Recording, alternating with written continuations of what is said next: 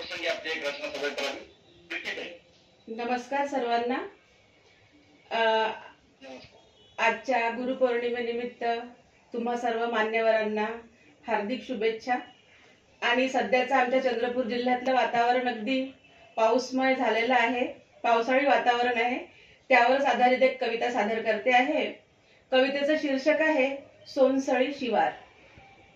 वाऱ्यावरती गीत धरेचे पानोपानी सुगंध पसरे, वाऱ्यावरती गीत धरेचे पानोपानी सुगंध पसरे, अंगोपांगी शिरतो वारा झाडावरती झरझर धारा, अंगोपांगी शिरतो वारा झाडावरती झरझर धारा। भरभर येती जलधर काळे, भरभर येती जलधर काळे, त्याचे बाई थेंब टपोरे। सोसो वारा सोसाट्याचा वाटे पडती चिंचा बोरे, सोसो वारा सोसाट्याचा वाटे पडती चिंचा बोरे।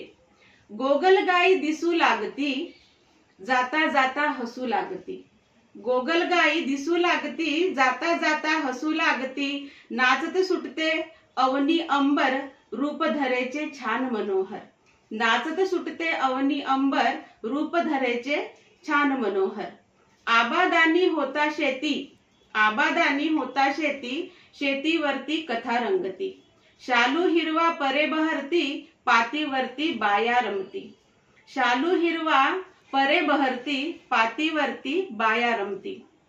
डोलत राही धान शिवारी, डोलत राही धान शिवारी, लोंब हळदुली कमान सुंदर, डोलत राही धान शिवारी, लोंब हळदुली कमान सुंदर। राजा राणी राब राबता ढवळ्या पवळ्या संग चालती, भूमातेची ओटी भरण्या पहिलट करणी होती आतुर, भूमातेची ओटी भरण्या पहिलट करणी होती आतुर। बघता बघता कूस उजवते टिचून दिसते लोंबांची सर, बघता बघता कूस उजवते टिचून दिसते लोंबांची सर।